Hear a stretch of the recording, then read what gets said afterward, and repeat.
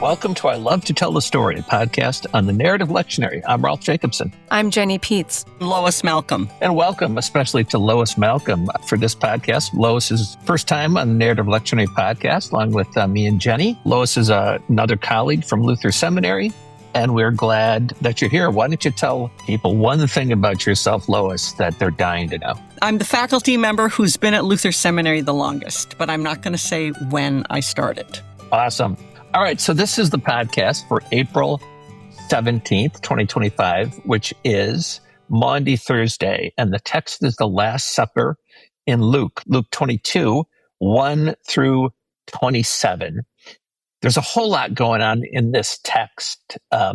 So one thing, I've got a question for you, Dr. Pietz, and that is it starts off by saying that Satan entered into Judas, called Iscariot. So talk about the role that Satan plays, and maybe especially how this calls back to earlier parts of the Gospel, Luke. Good question. And this is a challenging text. I'll just note that up front. Satan is a tester or a tempter. We see this character early on in the Gospel of Luke. So I believe it's right after Jesus is baptized. The Spirit leads Jesus into the wilderness where he is tested for 40 days by Satan. So this is already a character that we have seen, and Jesus faithfully resists the test to essentially use his divine sonship for his own gain rather than to fulfill his mission as God's Messiah. And it says there that Satan departed from him and was looking for an opportune time to return. So that sets up the expectation that Satan is going to make a reappearance later in the narrative. And I'm just trying to look at the language. In Luke 4, I believe it uses the language of the devil, but same figure. Jesus has already predicted Peter's denial of him and has said that Satan has asked to sift Peter like wheat, but when you've turned back, strengthen your fellow disciples. So Satan is a real character in the text. And I think for Luke and the other gospel writers, the world is not a neutral place. There are forces of evil that oppose God and God's purposes.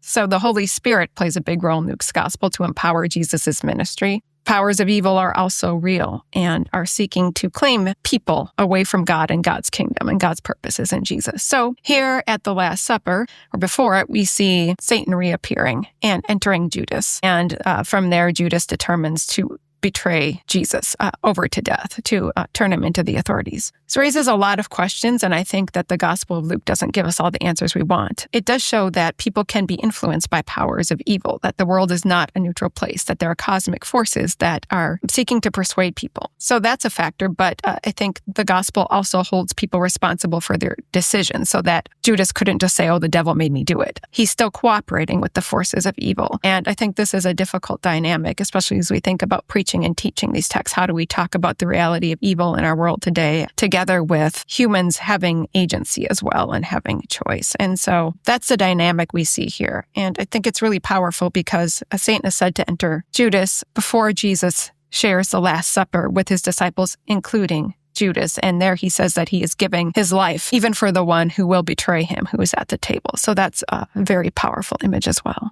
What stands out to you, Lois, in this text? I just want to continue with this theme of the satanic powers and the way Satan, in a sense, enters into Judas and to initiate this whole betrayal process, and the fact that Christ, who is the Passover lamb, who enacts the Lord's Supper, which is the new covenant for my blood, is precisely the way in which that demonic power is in fact overcome.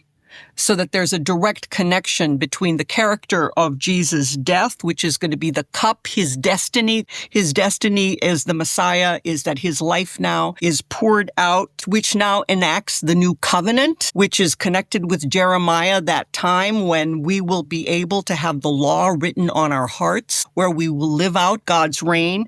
But that happens not through another power overcoming power, but it's precisely through Jesus' self-giving sacrifice, which is that a new community now is formed amongst us with a very different understanding of power, that the greatest among you will become like the youngest and the leader like the one who serves. So this is Christ is the model of servant leadership, which overturns a demonic understanding of power.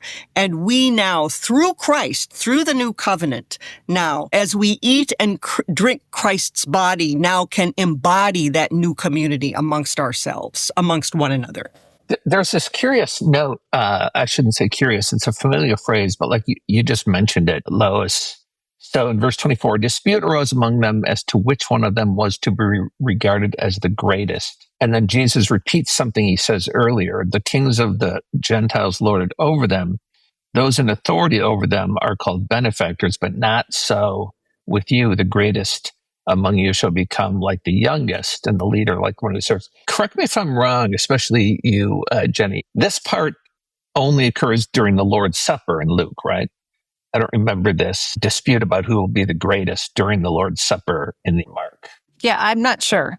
I don't remember offhand, but I do believe that what follows that is unique in Luke in this setting about Jesus saying that to his disciples, you are those who have stood by me in trials, and I confer on you just as my Father has conferred on me a kingdom. So that in this conversation about being servants, and that's a type of leadership you're to embody, Jesus is also letting them know that they are going to be sharing in his ministry in a really significant way. And we see that in the book of Acts, how the apostles will continue Jesus' ministry. And it seems that Jesus is trying to prepare them for that ministry here as he is foretelling his death and giving the example of what servant leadership looks like for his disciples to follow, because they are going to have a significant role after his death and resurrection and ascension. You know, I play in a little band, and one of the songs we play is an old African-American spiritual, and it has the line that says, when Christ walked on the earth, the flesh was very weak.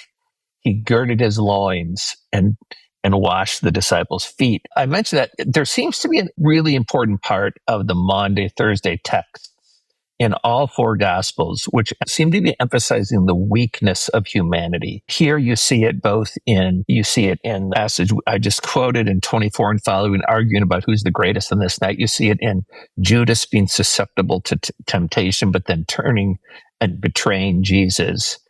You see it in John, in Peter, at first being unwilling to have Jesus wash his feet. That I guess I'd never really noticed before this year, this incredible emphasis on the weakness of the human will and the brokenness of the human condition as part of the Thursday story of Holy Week. Yeah. Which then, of course, does lead then to the new covenant being instituted by Jesus. And part of that weakness is linked with the desire to, paradoxically, to lord it over one another, whereas paradoxically, the real kind of power is not like Gentile power, but the real kind of power is the servant leadership. Yes, paradoxically, in our weakness, we want to have the Gentile power, so to speak. But that vulnerability is definitely there.